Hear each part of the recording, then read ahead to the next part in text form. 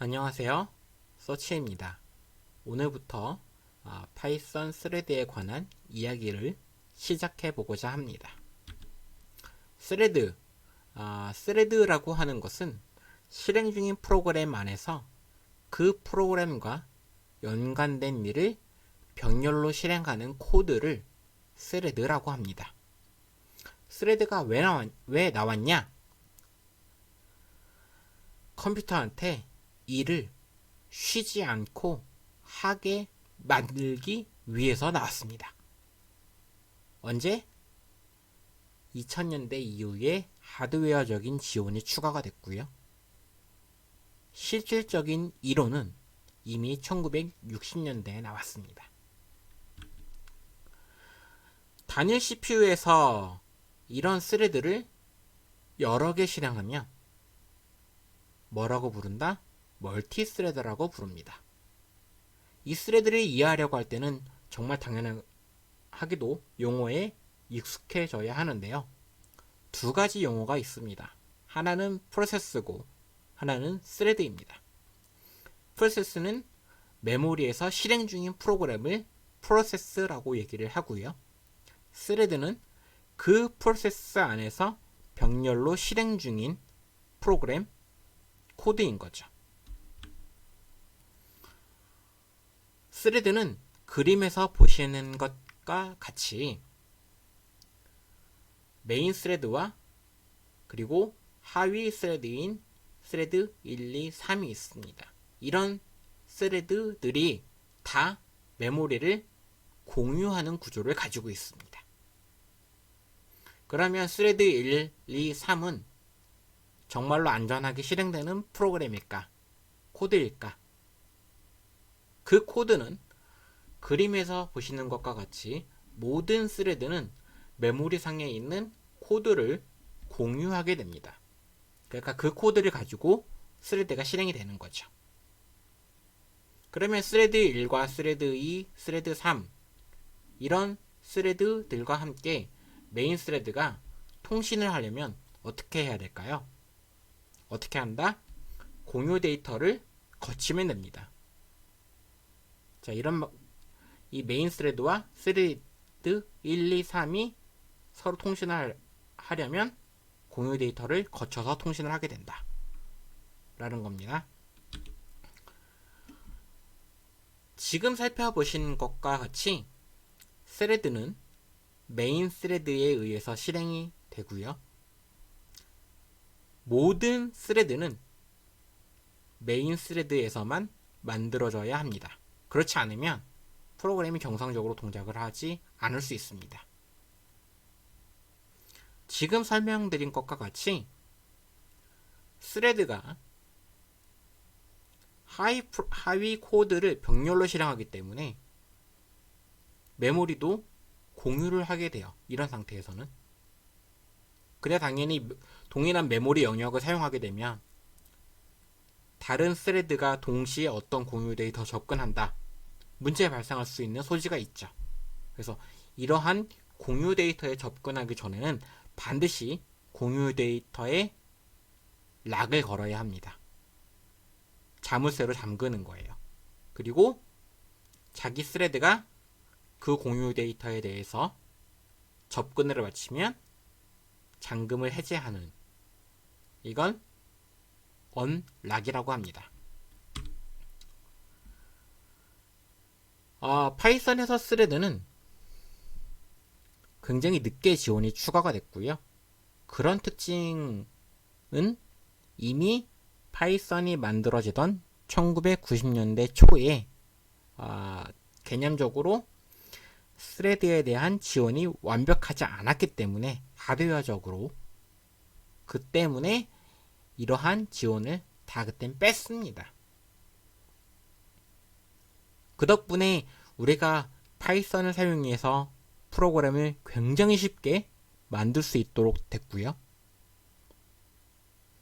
C나 C++로 만들어진 간단한 프로그램 라이브러리나 굉장히 복잡한 프로그램 라이브러리도 우리가 파이썬에서 쉽게 가져다가 사용할 수 있게 된 거죠. 그런데 CPU에서 스레드는 실행되고 나면 항상 CPU에 대해서 뭔가 CPU가 일을 하지 않아도 그 스레드가 CPU에 대해서 항상 너 지금 대기하고 있어 라고 합니다. 그러면 이 스레드가 CPU에 대해서 너 지금부터 열심히 일해, 뭔가 연산해, 뭐 1부터 100만까지 더해, 이런 일을 시키면 당연히 CPU가 좋아라 하고 열심히 일을 하겠죠. 하지만 스레드가 CPU한테 일을 시키는 게 아니라 뭔가 어디론가 갔다 오라고 해요. 그러니까 네트워크로 데이터를 보내거나 네트워크에서 데이터를 받는다거나 하는 그런 경우라면 CPU는 그 상태에서 일을 할까요? 안 할까요? 일을 하지 않습니다. 그러면 CPU에 대해서 주도권을 가지고 있는 스레드가 CPU를 사용하지도 않으면서 다른 스레드가 이 CPU를 사용 못하게 만들어버리는 효과를 가져오게 돼요. 그럼 안 되겠죠? 그래서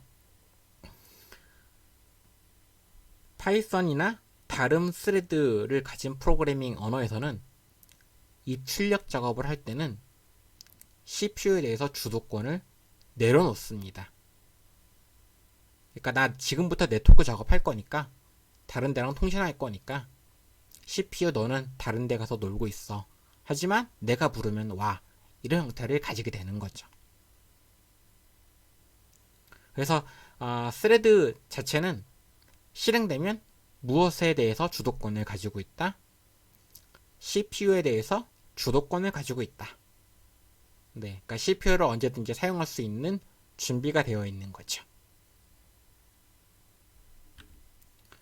파이썬에서 스레드는 앞서 설명한 것과 같이 동작은 하는데 사실 다른 프로그래밍 언어와 달리 스레드 1, 스레드 2, 스레드 3이 동시다발적으로 메모리에 접근하는 구조는 아닙니다.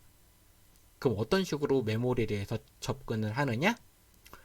스레드 1, 2, 3이 일시적으로 자기가 실행 중인 동안에만 메모리 전체에 대해서 락을 겁니다. 잠금을 해요. 그래서 스레드 2와 3이 스레드 1이 메모리에 대해서 주도권을 가지고 있는, 잠금을 가지고 있는 상태에서는 어떤 작업도 할 수가 없습니다. 굉장히 안정적으로 동작을 하는 거죠. 네, 어떻게 보면 스레드 2와 3이 메모리를 망가뜨리지 못하게 만들어주는 효과를 가지기 때문에. 그런데 설명드린 바와 같이 스레드 1이 메모리에 대해서 주도권을 가지고 있으면 당연히 스레드 2와 3도 일을 못하게 될 거니까 어떻게 되죠? 결과적으로 병렬을 실행을 못하게 돼요. 그래서 이런 구조를 파이썬에서 GIL이라고 합니다. 어쩔 수 없는 부분이에요. 이 GIL은 글로벌 인터프리터 락이라고 얘기를 하고요. 이런 문제 때문에 많은 프로그래머가 파이썬의 GIL을 없애보고자 혹은 개선해보고자 하는 노력들이 많았지만 거진 다 실패했습니다. 뭐 실패한 이유는 뻔하죠. 네. 파이썬 자체가 너무 복잡하게 만들어지고 유지보수하기 힘들어졌기 때문에 그렇습니다. 물론 파이썬에서는 그런 코드를 파이썬 코어에 한 번도 포함한 적은 없어요.